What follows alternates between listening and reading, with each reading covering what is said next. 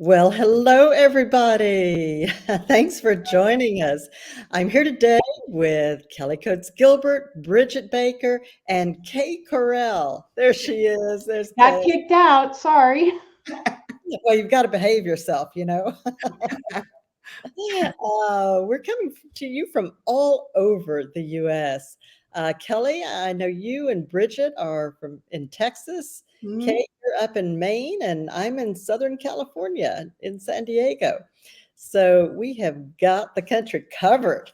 And tonight we're going to be talking about our romantic women's fiction and sweet romance.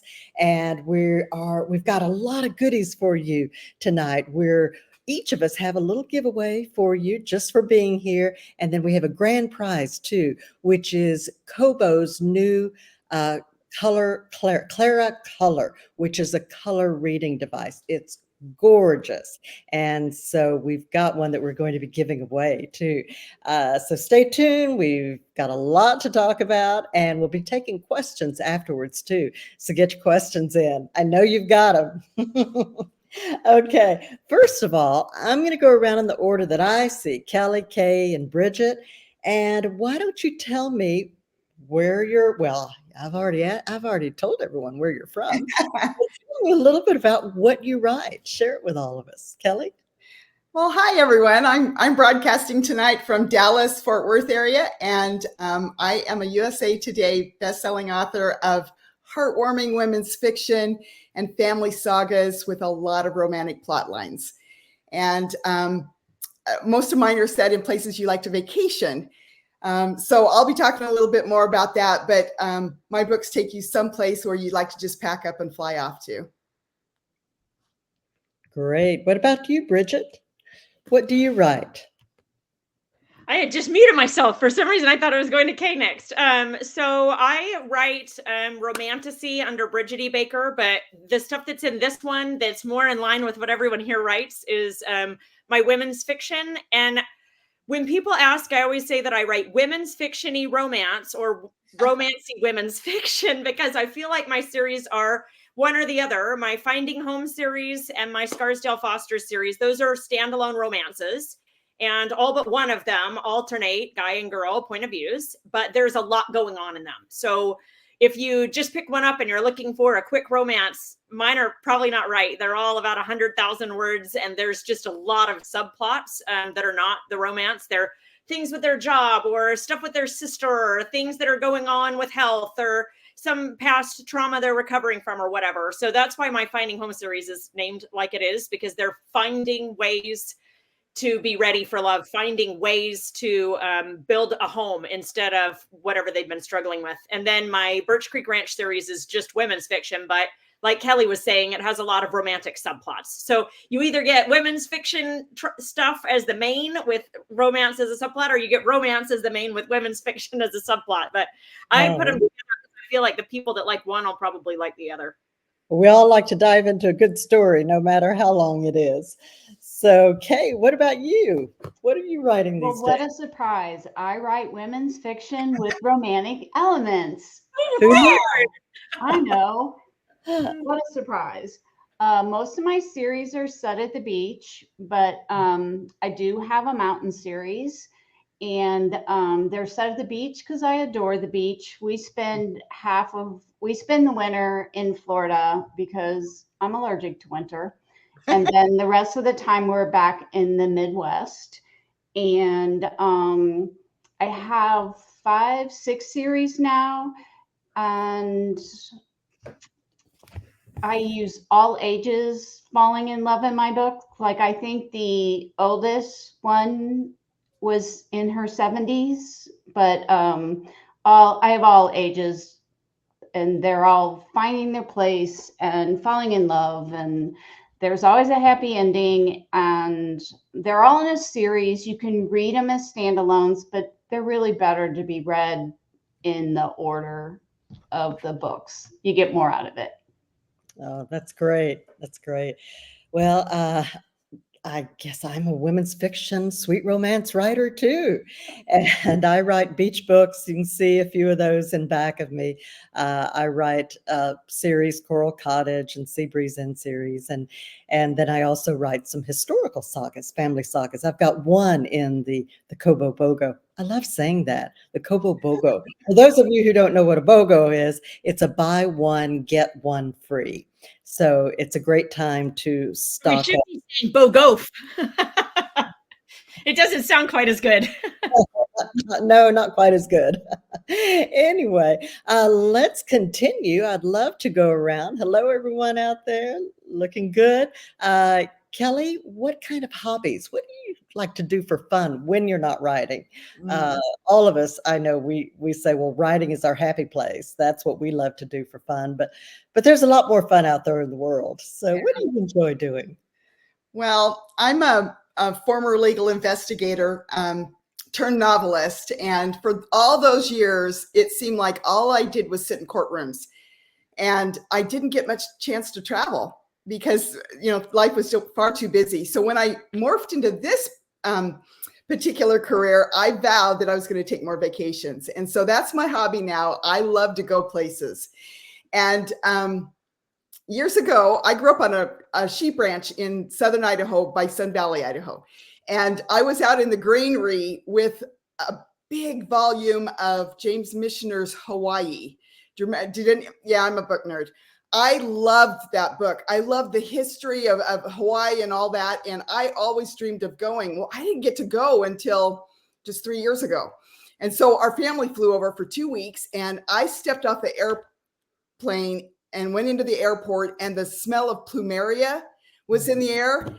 I thought, oh, I almost cried. And then we got the rental car, and I swear we hadn't gone 2 miles. And I said, I'm setting my next series here. And so I have a series that's set on Maui. It's an 8-book series that features the Briscoe family. They run a pineapple plantation. And yes, I spent 2 days at a pineapple plantation learning to wax pineapples, grow pineapples, box pineapples so that it would be authentic. That seems to be my reader's favorite. But I do have a series in Sun Valley, Idaho. I have one on the Pacific coast. And my most recent one is set in the Tetons. Now, Sun Valley is your home, or where you're originally from? It is, yeah.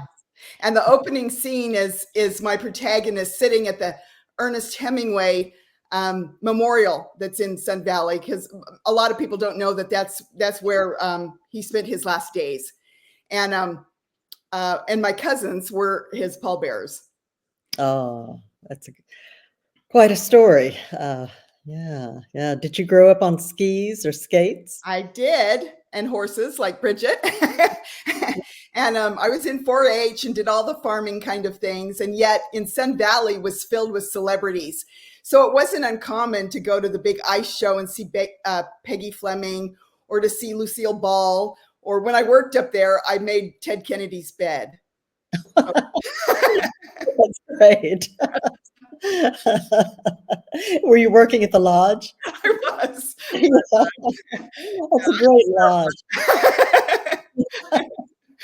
I love that. I remember going and seeing all of the photos of celebrities in that long hallway. Yeah. It's such a history. It does. And as a little girl, I was just fascinated.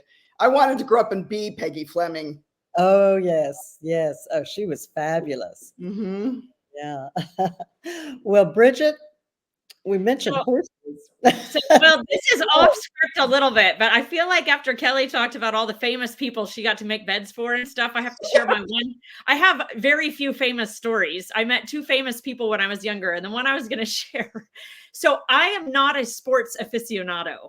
You will never see me writing sports romance unless you're considering horse stuff. I'm going to carve out horse stuff. But if we're talking like football, basketball, baseball. In fact, when I met my husband, one of my first questions on our first date was, do you like to watch sports on TV? And if he had said yes, I would have been like, bye. You would have gotten a lot more writing time. Oh, I think it's so boring. Oh, that's true. It would have been a good time for me to go write, but I just was like, I couldn't think of anything that would be a worse doom than being asked to like sit and watch a bunch of sports on TV. So I was at my best friend's house in high school, and I was outside doing something. I don't remember what it was. And this guy, his two kids come shooting out in front of him. And I stopped him because I had a lot of younger siblings. And I said, hey guys, why don't we whatever? And I redirected it and I took it back. And the guy stopped me and was like, do you babysit? And I was like, well, yes. I mean, I have babysat for a long time. I don't babysit that often now because, you know, I'm 16 and I can drive. So most people don't want to pay me what it would cost to babysit. He's like, what would you want? And at the time I was like, I'm hot stuff. This is a nice house. I'm going to ask for something big. So I was like, I don't know. I mean, bear in mind that I'm 43. So I was like 16. This is a long time ago. And I think the normal going rate for babysitters at the time was $5 or $6 an hour, or maybe $8 if you got really lucky. And so I was like, I want $10 an hour. And the guy's like, I'll give you 15. And I was like, wait, you will? Really? So I started babysitting for this guy, and I babysat for him twice when he asked me if I wanted his box tickets to some kind of game. And I was like, what is it for? And he didn't realize that I didn't know who he was. His name was Charles Barkley, and he was like a big basketball player. I had no idea who he was. I've been babysitting for him, and he's like, you don't know that I play basketball? I'm like, you play basketball? Like, I don't know. And he was like, this is amazing. I'm like, is it though? So I babysat for him for a long time. He thought it was a hoot that I had no idea who he was, but I took his tickets and gave them to random friends. Whenever he had extra tickets, he'd call them and give them to me. He thought it was hilarious that I just shared them around to people that I knew. So that's my famous story, but I do have some hobbies. My hobbies are horseback predominantly, but I also have 5 kids. Some of them ride, but I do have a son who does dive. And we have a lot of pets. We basically run like a menagerie. So I have 8 horses, 5 that live on property and 3 that are boarded. And then I have 30 chickens and 3 cats and 3 dogs. And sometimes I breed my Pomeranian, which is one of my dogs. So 30 chickens? Did I hear 30 chickens? yeah, my girls sell the eggs to pay for their college fund. So it's one of the things that they do. We also have peach trees, and they've been going and picking all the peaches and selling peaches to fresh peaches to people for, yeah. So I found out later that Charles Barkley was actually really famous, but since I don't watch any sports, I was like, who? What was funny, I thought this was hilarious. His wife is white and he's black. So they handed out full-size packages of Oreos for Halloween, which I thought was hilarious. He had a really good sense of humor. His entryway, which he said was a complete waste of space, was full of a pool table. So when you walked into his house, you took 3 steps and you're at a pool table. Welcome to the home. So anyway, he was fun. I should put something like that, maybe not exactly him, but into a book someday. So you know, a lot of our hobbies seep over into our books. Mhm. So I know, Bridget, you've got a lot of horses in your books. I do. And I have that Birch Creek Ranch series has a bunch of horse stuff in it. So yeah, I'm originally from Austin, and they kicked me out of Texas because I was the only person who had never ridden a horse, and they said, "You gotta go, girl." So, bye. But I bet you have cute cowboy boots. oh, I had the best cowboy boots. Oh yeah, I loved. You know, it's all about the fashion, right? So yeah, I had great cowboy boots and jeans and all of that. So, but I have ridden horses since then. I went to visit a friend in They might let you back. Australia. Yeah, I mean, my moves aren't that good, but I did ride a. I'm not very tall, and so, but I think I'm a lot taller than I am, and I present tall.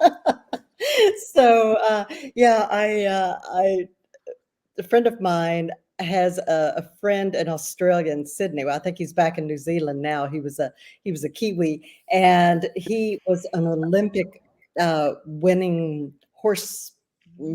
I don't know what you know what you're Probably show jumping, because I think show jumping is the only Olympic event for equestrians. But Okay. no, maybe there's dressage too. There might also be dressage.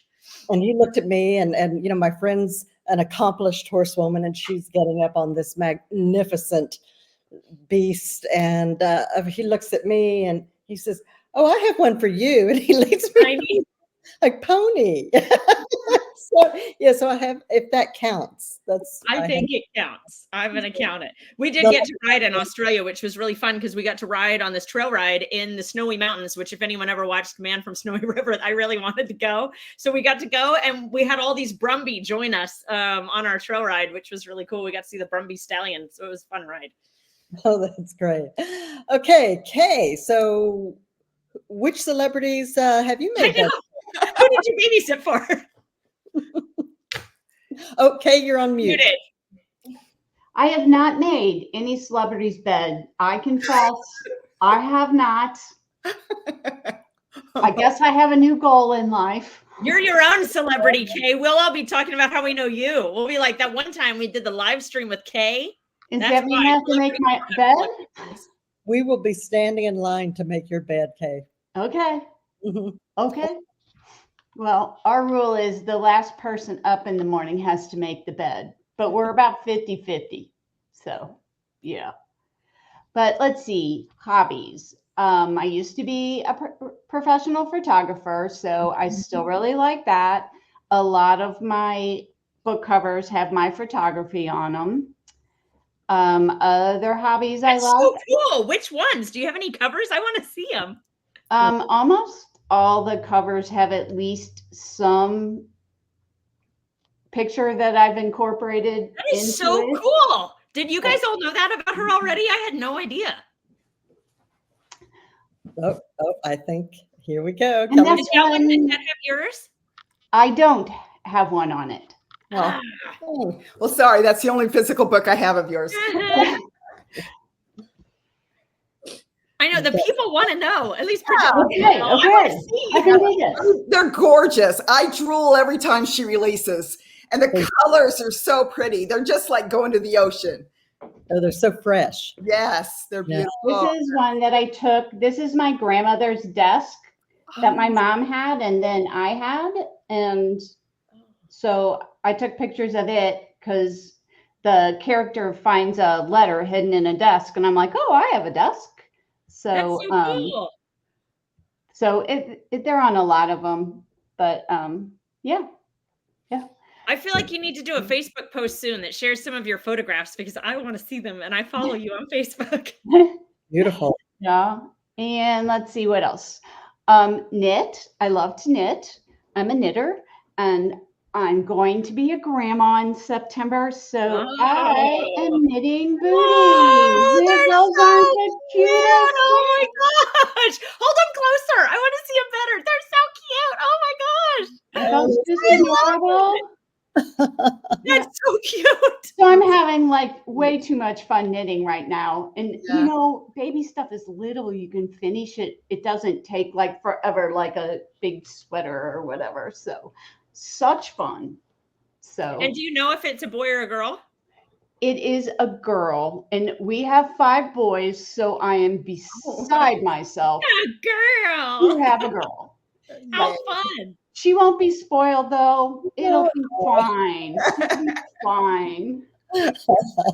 Oh, congratulations. Yeah, that's so much fun. Now you have 5 sons, or you already have 5 grandsons?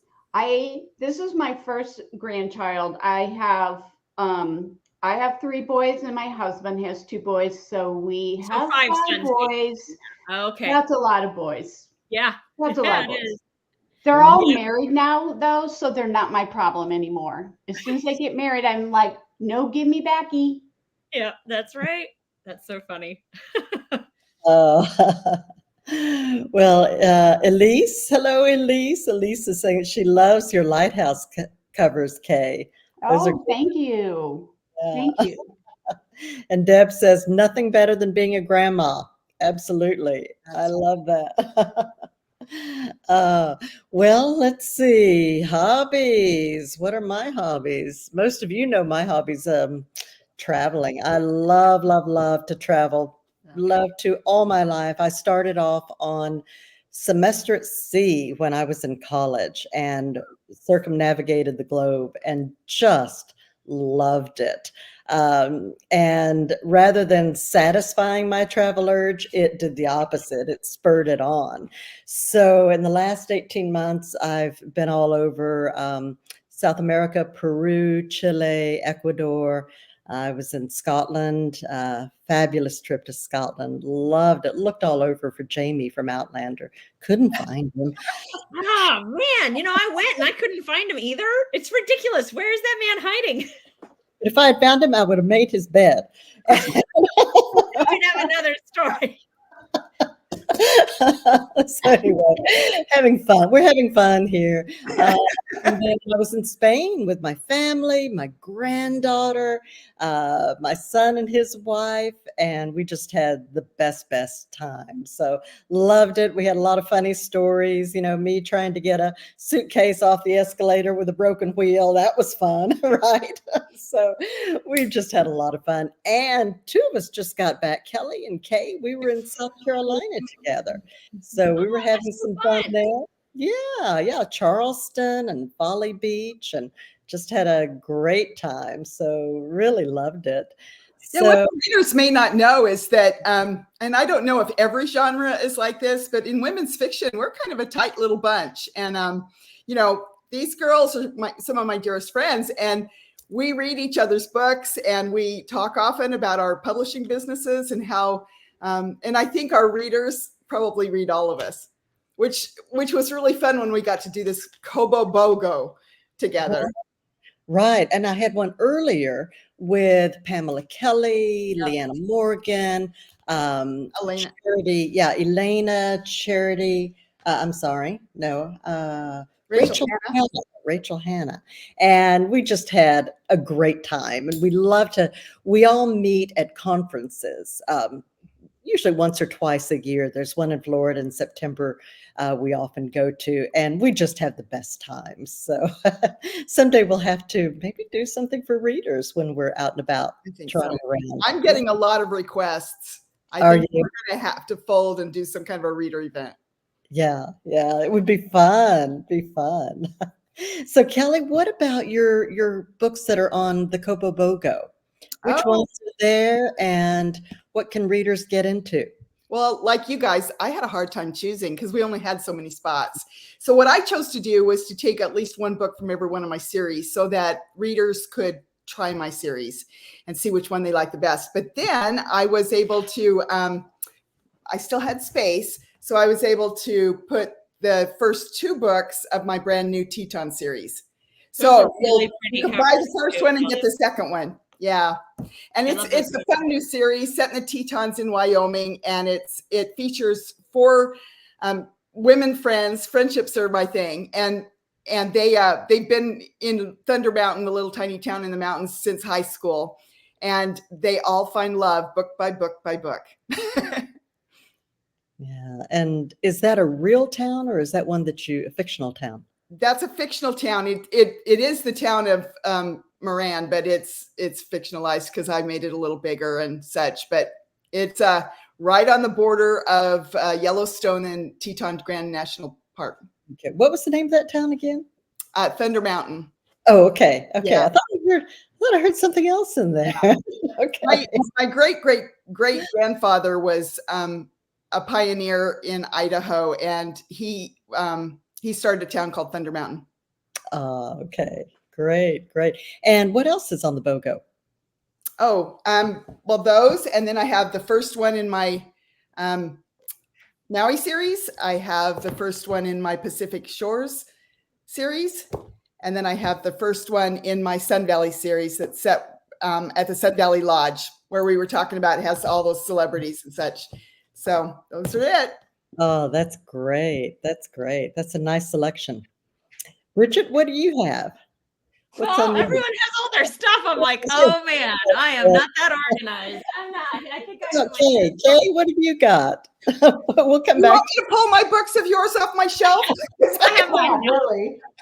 So I am organized enough finally. So I had a problem when Jan told me when the BOGO was.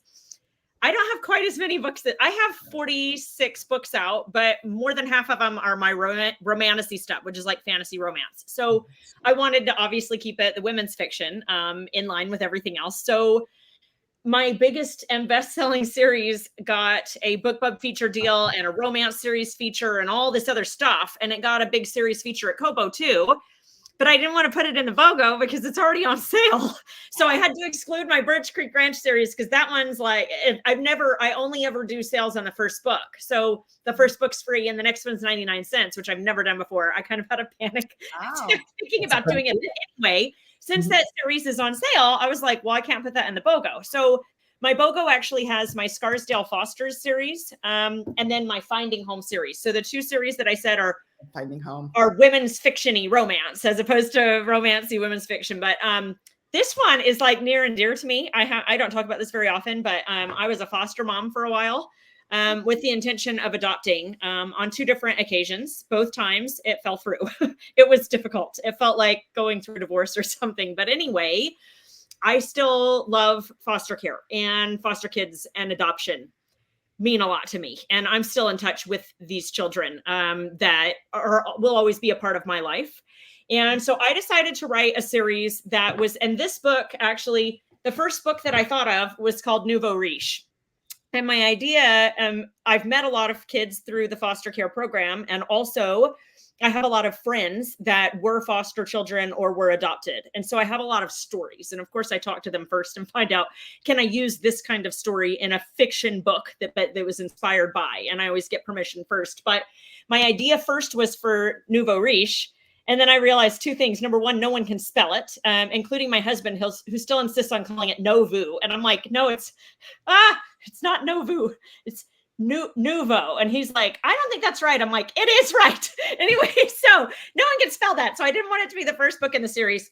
But I also had the idea that there would be, before I started writing these happily ever afters for kids that had been foster kids, I thought I would write the story of the couple that ends up fostering all of the kids. So in Seed Money, you meet the woman who has been through like the most awful trauma ever. And then you meet the guy that helps her to find home again, basically. And they love each other and they decide to be foster parents. And you meet the first foster kid in this book, Seed Money. And then the second one is, of course, Nouveau Riche. And that one, so I love the idea of rich meets poor and how those things collide. And so in that series specifically, the foster kids, for the most part, do not have a lot of money. So this poor kid, Emerson, his mother passed away. He was in a home. He is the first foster child, and he finds out fairly quickly on. He's graduated, but he's just lost his job. And so he's like working at a temp job, and he finds out at this temp job, he's working at a funeral, and the guy in the picture at the funeral looks exactly like him. And people are like, what the heck is going on? And he finds out that that guy was actually his biological father, and he didn't know.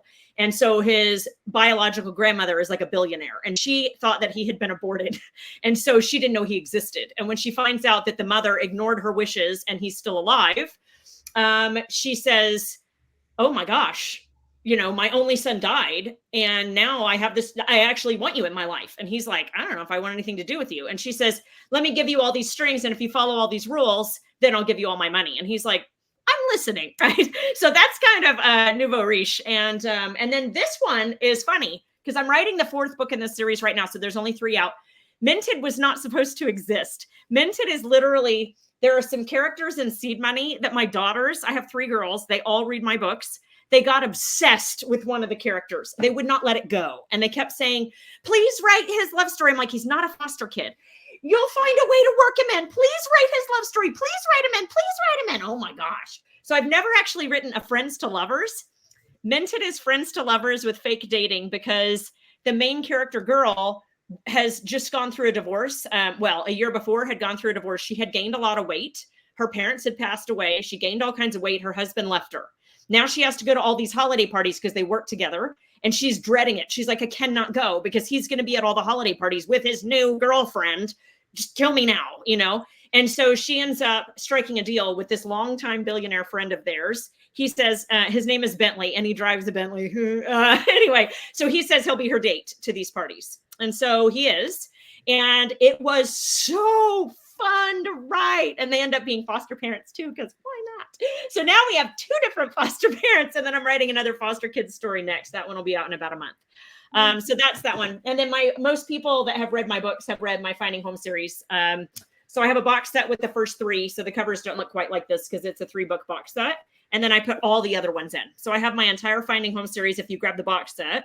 And then all of the solo titles after it are in the BOGO. And these are each, like I said, standalone stories. I set out to write billionaire romance. And then about 2 books in, people were like, this is not billionaire romance. I'm like, no, it's not. There are some rich people in it, but they're not alpha holes at all. They're really nice. Like, it's not billionaire romance. And they're like, there's like 15 things going on. I'm like, I know. I don't know how to write billionaire romance. So I had to rebrand the whole series. It was a mess. I didn't know what I was doing. Like family sagas. They are, yeah. At the center of it. So, yeah, it is. The Finding Home series is family saga. So I just didn't know. And I'm like, it's a billionaire story. It's not. So it's also fun writing family sagas. Yeah. It's really fun. My assistant is putting some of the links to our books in the series. I see Kellie's and yours, Bridget, and then Kay's will be coming in here in a second. So if you're watching, you can go into the comments and take a look there and click on through. So Kay, tell us about what you've got on the BOGO. Well, I put in the first 2 books from 3 different series. One of them is Blue Heron Cottages, which I do have the books. And did you take any of those pictures? Part of them. Which one? I want to know. Like the shells, the flowers, I kind of get a background and then take the other stuff. My older books are almost all my photography, but after a while I got so busy writing, I wasn't doing as much photography. So I get bits and pieces and put them together. But if you want a sample of the kind of books I write, this is probably the best one, Memories of the Beach, to start with. The whole series is completed on this one. There's 8 books. And there's a lot of my series kind of have a little thread, not really mystery, but a little suspense, a little mystery. Yeah. And the girls in this first book, finally, you find out what happens to them in the last book. And the other series I have in there are the first 2 books from Lighthouse Point. That's probably my best-selling series. And it has everybody's favorite character, Tally, in that series. That's just love Tally.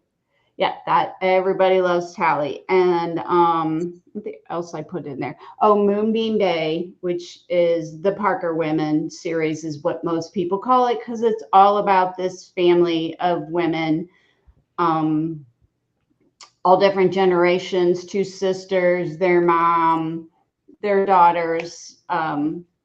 So that's the other one. And I also put in my recent release, Saltwater Sunrises. And that's what I have in it. Well, and I have to say that I read everyone here, but Kate does a fabulous job of crafting senior romance. I don't even know what you term it. What do you call it? But it's women my age falling in love. And it's so fun to read stories about craft a little different. Some people that I relate to. And I think a lot of your readers feel the same, Kay. Yeah. I got tired of all the romances. Everybody was in their 20s or 30s. And so when I started writing, I was like, nope, we're going to have an all ages. So that's what I do. Mm-hmm. And do you approach it differently depending on the age of the character? Yeah, because I have a whole lot that are around like my age-ish. And then like their kids would be my kids' age. So I feel like I can fit into those 2 groups and do them realistically. Yeah, authentic. They're good. Yeah. Thanks, Kelly. Well, we're going to take some questions here in a few minutes. So get your questions ready if you're out there. As far as what I've got in the BOGO, I touched on, well, last time, actually, I didn't touch on it too much last time because I couldn't remember what was in it. This time I brought receipts. So I've got a number of first in series. I've got Seabreeze Inn, which was only going to be a trilogy. And I'm on book number 10 now, actually 11. And because every time I'd start to cut it off, say, well, maybe this is going to be the last book. No, my readers. Yeah, your readers wouldn't let you do that. No. And I'm so glad they didn't, because I love writing about Ivy and Bennett and the old house, which is another character in the story. It was owned by another woman who's since passed away. And so we feel her presence throughout the story. And she used to hide things in the house. So some things of great value and some things of great sentimental value. So I love to, I have to get really creative about hiding things in the house now. She was losing her memory as she grew older. So she was putting things in all sorts of odd places. And, sometimes I feel like the same thing is happening to me. And I'll go, well, I didn't know I put those earrings there. But anyway, so that's been a lot of fun for people to tune in and see what are they going to find this time. Jan, have you seen that TikTok trend where people are saying like, write a journal to leave for your loved ones that says all kinds of stuff that isn't true? Because that would be funny if they found a journal she left that wasn't actually true, but she figured people would snoop for it anyway. Oh, that's a good story. we could make up some good ones now, couldn't we? Yeah.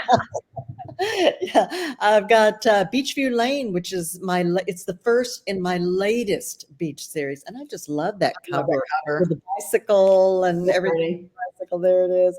I just love that, and that was a lot of fun. That one it's Crown Island, the Crown Island series, but it's based on Coronado Island. Coronado, of course, is crown in Spanish, and so you'll get to see this historic hotel, the Majestic, which is kind of like the Del Mar Hotel, which is a fabulous old completely wooden hotel on the beach in Coronado. So that I had a lot of fun with that. Another one is Hepburn's Necklace, which was a lot of fun. That one is set in Lake Como, which is one of my favorite parts of Italy. Also in Rome. It begins on the set of Roman Holiday that Audrey Hepburn was in. So Audrey Hepburn gives my protagonist, who's from the hill country in Texas, the only real Texan character that I've written about. And so there's a lot of authentic places there, but she gave my character Ruby Raines, a necklace, which figures in. It's a dual timeline, so we see the 1950s and then 60s and then flashing back to the present. So I had a lot of fun with that. I'll probably write some more like that. So that was a great deal of fun. And there's some others. I've got my Flawless Love California series. That's my travel series. So if you want to know where I've been, pick up that one. It's all over the place, from Paris, south of France, Sydney, Copenhagen, New York, just all over. I had a blast writing that. Have you only ever written places that you've been, or are some of them featuring places you have yet to go but look forward to? No, everything is where I've been, but I certainly, if I want to write about a place, typically I'll go check it out, because for me, nothing takes the place of being there. And part of the fun is writing about, the scents in the air, the food. But when I write historical, then I go back. I can't time travel. I haven't gotten that down yet. Maybe someday. But that's why you haven't found Jamie yet. Maybe that's what I need to do. So, yeah, and what's fun is writing about the food and the fashions and the music and everything that was going on at that point in time. And you really have to get it right. Writing historicals takes a long time because it's all the research that you're going back in and checking and saying, well, now, when did that Dior collection actually come out? Or when did that music, that song, it'll say, 1958. But what month was it? If you're writing in the summertime and it didn't come out until November, that's a problem. So you've really got to, every time you try to pull something out, you've really got to double check it. And Kelly, you know what that's all about. You're a great investigator. So anyway, that's what I've got. Let's see. And one thing I want to say, every one of our books, I think the thing that I love the most about women's fiction is that we put emotion on the page, and we tell a woman's journey, and she comes in one way and she leaves changed, and the story elements change her, and we all do a really good job of putting emotion. So I've read all of you, and you're some of the best. And so people who pick up women's fiction, I think, like Bridget said, is it romance, is it women's fiction? But those emotions are just, you pack up, you go out on an adventure, and you feel things. I think it was E.L. Doctorow said, if you want to know what happened, you read nonfiction, but if you want to know how it felt, you read fiction. It's very true. Very true. I think, and in our books, it's not only the sweet romance or closed door type of romance, but it's also all the family dynamics. With children, with parents, with siblings. I think we all write about that. Foster parents and all the emotions that go with that. Oh, it is. And it's complicated. Right. And I love to write about the gray areas because that's what we find in our life. That's what keeps us up at night saying, oh, what do I do? And that's what I love. Kay, you do that really well too, really well. And it's, we write about the journey. So there's often something else going on. It's not just the romance. It's not just about the family, but it's about what these women really want. They want to make their mark. They want to do something that they love, that they enjoy. They want to, their talents. They want their talents to really matter. And that's, we're all part of families, but we have our own, song that we're marching to as well. And I think that's what I love to put in my books anyway. And I think we all do. So it's a lot of fun. When I was a girl, I read voraciously, but I read A Woman of Substance by Barbara Bradford Taylor. And I wanted to grow up and be Emma Hart. I just adored her. I was determined that I was not going to let anyone else dictate my life. I was going to be this woman of substance, and books have that on our hearts, don't they? I mean, you read a book and you take a little bit from that book and tuck it in your heart, and it becomes part of you when you move on. I've spoken to so many authors, writers of women's fiction who were inspired by Woman of Substance. I was too. And I met Barbara Taylor Bradford. She was on a book tour, and I was living. What's Did you make that? But I would have offered. She was staying at a hotel. It was called the Givenchy Hotel at the time in Palm Springs. Now it's something else. I don't recall. But she was there and she did a book signing. And of course, I had to go.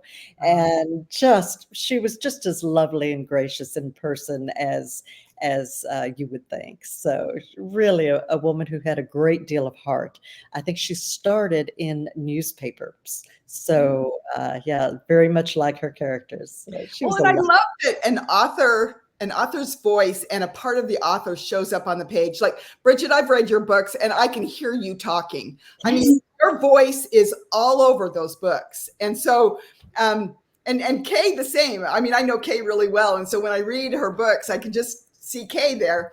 And I think that that's what's fun about these live events, you get to meet the author and you get a peek at the person that put those events and those emotions on the page. You know, I think that's one of the things that I like the most about indie. I don't know if this is the same for you guys, but I pursued traditional for a long time, like 5 years. I had an agent and was shopping books and went to acquisitions over and over and over.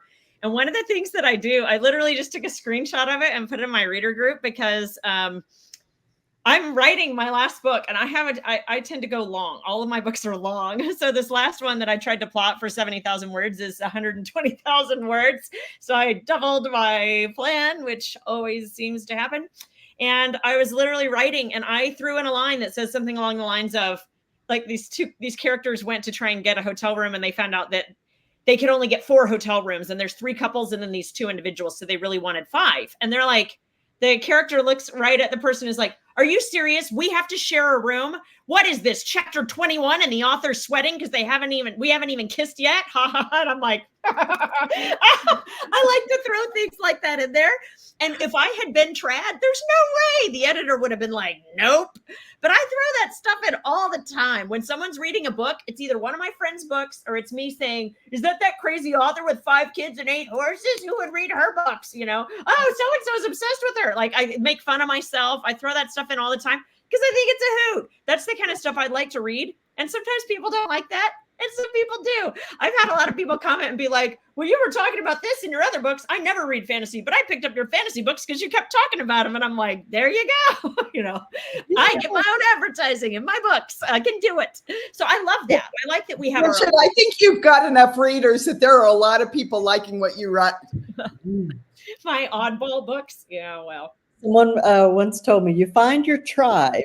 And I think that's true, whether it's friendships or readers or other authors that we love to read. So, yeah. I think we all agree that we love our readers. I see some of my gals that are in my reader group here, and we all probably have reader groups, but Peggy Terrell and a few others that I see, and sending love. We love you. Our readers.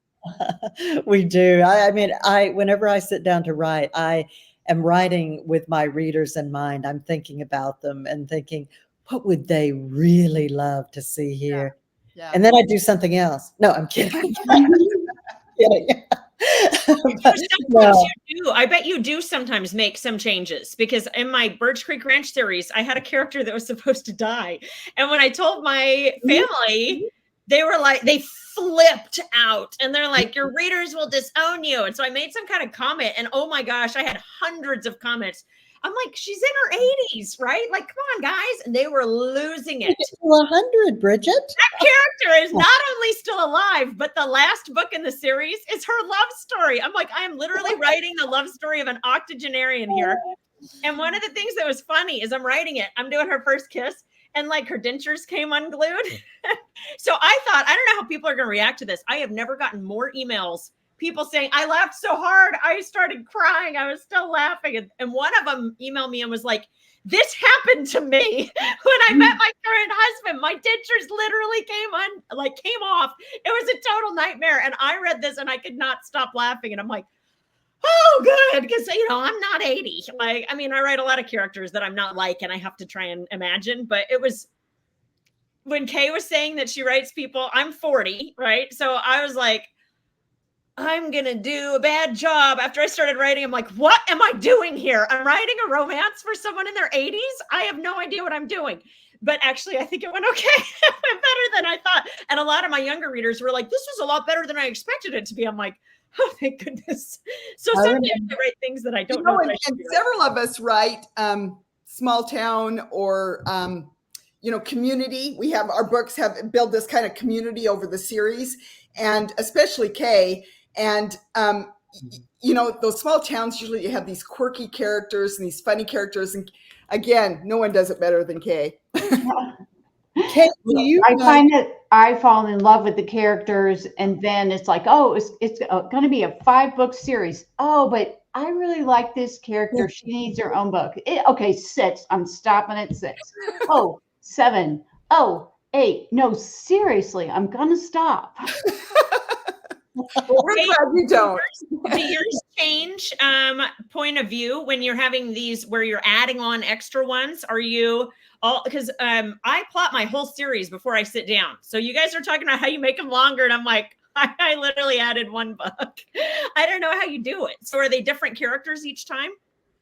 Well, there's usually like a romantic love story in each book, but then the main friends or the main family, depending on which series it is threaded throughout the series. Yeah, if you like Virgin River or Parenthood or something like that, you know, most of our series are kind of like that. They thread, you know, the characters over a series. Oh, and I love Virgin River, one of my favorites to binge watch. So, Yeah. so any questions? Any questions, anyone? Put them in the comments section. We'll be happy to answer them. In the meantime, tell us about, Kelly, why don't we'll start with you. Tell us about any new books that you've got coming out this year. Oh, well, I'm writing on that Teton Mountain series, and it's really been fun, partly because if you can't tell, Friends are dear to me. I dig Friends, and I would probably shrivel up and die if I didn't get to reach out to these girls and talk regularly. But so I'm writing about 4 friends, and they've been friends since high school, and they are 4 very different women, but they are dedicated to one another. And boy, there not better be anyone cross them, because the other 3 will come after you, and that's just so fun. So I've got the very first one came out in March, and this one came out in April, and I've got the 3rd one coming out in August 15th. And then there'll be others coming out through the fall. What's the name of that series? It's the Teton Mountain series. Mountain. Okay. I'm making a note myself. Okay, great. Bridget, what do you have new coming out this year?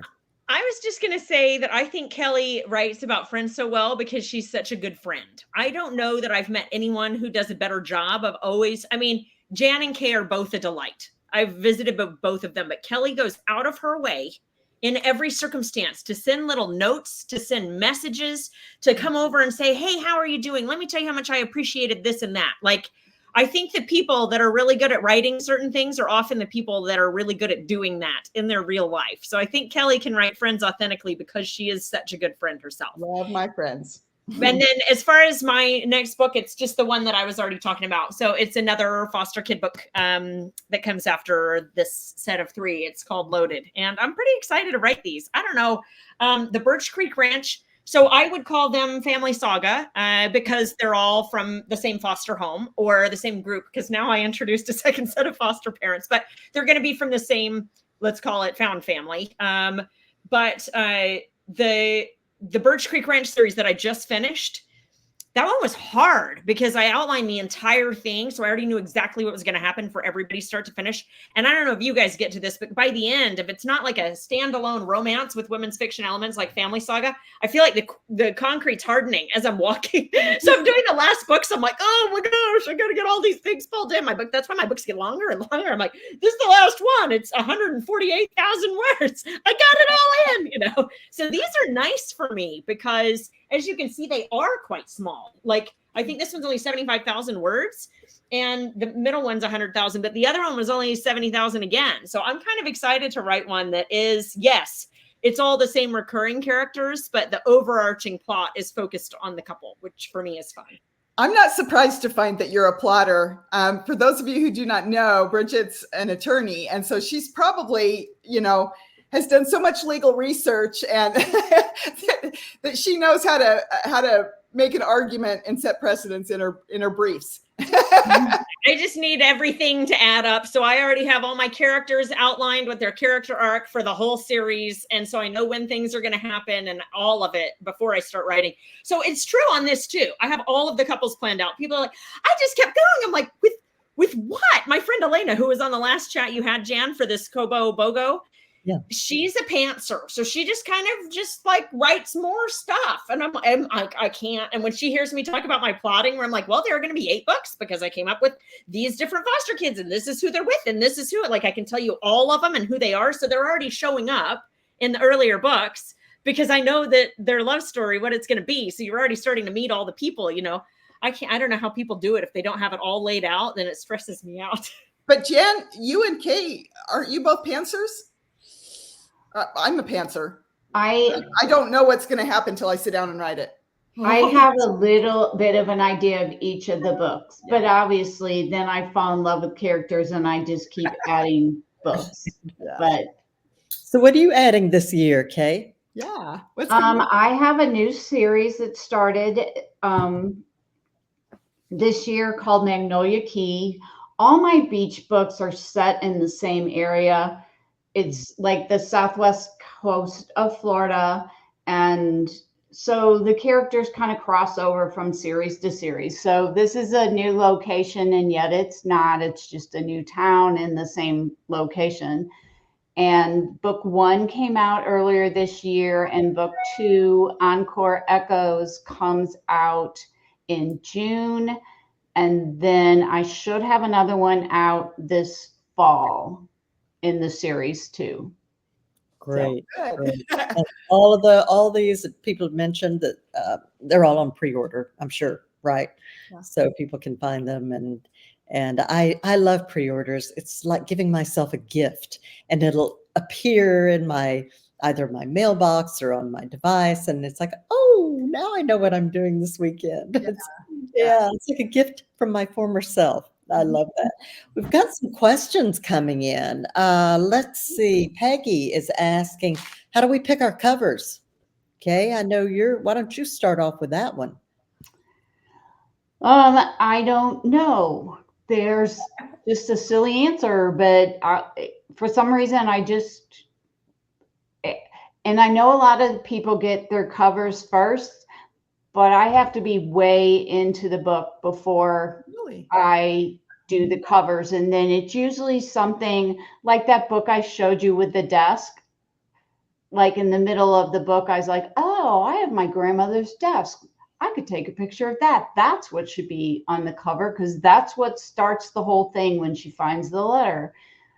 So it's usually after I have a bunch of the book written. Mm-hmm. So you don't put the book up on pre-order before you write it? I write ahead. So I will. You are very organized. I would like to aspire to that. I need to figure this. Teach me your magic. I put my butt in the chair and I write my words. Mm-hmm. But I'm also an empty nester. Could I have done this 8 years ago? No. Yeah. That makes a difference. But yeah, no, I write ahead. So when I put up the pre-order, the book is already written. It's usually like the editor or whatever. Mm-hmm. My editor would like that. I have a book that is coming out on the 31st, and I've already pushed it once, so it cannot be pushed. And I sent it to my editor 2 days ago. I was like, I'm so sorry. I need this really fast. The behind the scenes action. Now you know what we're all really like. I know, this is what I'm like. Someone was asking on there, how do I sleep? The answer is I do not sleep. And I am homeschooling 2 of my kids, and the last month has been like, this is why my book is so late. I'm like, just do your school. Man, the last month of school, I don't know if we have other homeschoolers out there, but I'm like, please sit and do your school, because I have work to do and I cannot stand here and make you do your school. Oh, I'm losing my mind. Kelly, your covers are drop dead gorgeous. Well, thank you. You know, I can't take credit for them. Kay Killian at the Killian Group does them. And unlike Kay, I do them ahead. I don't even have the story kind of in my head. A little bit. I know where it's going to be set. And then she does. So does your cover inspire the story? If you often have the cover, it does. So you'll look at the cover and be like, okay, I think maybe I'll add this or that. Yeah. And then I take the same thing with the titles. For my titles, I pull lines out of songs or, quotes. I'll take, KT Oslin has some of the best lines in her songs. And so I pull little phrases out, and Echoes of the Heart was out of one of KT Oslin's songs. So that's how I do that. Songwriters are, hats off to them. They are always coming up with great lines. And Yeah. And just take it like a 2-word or a 3-word, you know. yeah. Yeah. Oh my goodness. Yeah. Yeah. It's really And, great. Elise wanted to know how long it takes you to write a book of the Sea Breeze, Coral Cottage, and Beachview series. How long I think does she'd it like take? to know how you can get some more out there. I think a lot of your fans want to know how long does it take and how many trips are you to write an extra one? You know, actually, when I'm on a trip, I write. I was with friends in Peru, and we're You taking need to take more trips to release more books. ride up to Machu Picchu, and I'm in the back, and I'm on my phone, and I'm tapping away, and someone said, "Who are you? Who are you texting?" I said, "Oh, I'm not. I'm writing a chapter." So I will do that, or I'll dictate when I walk. I love to write on the airplane. That is absolutely one of my favorite places to write. Is Right on an airplane at all. I don't know how you do that. I love Are you it. like all hunched up and you're like, I just have to survive this? You're writing then? Well, I'm not nearly as tall as you are, Bridget. So you see, actually, that's what I'm saying. Although I do like first class, You're but not hunched.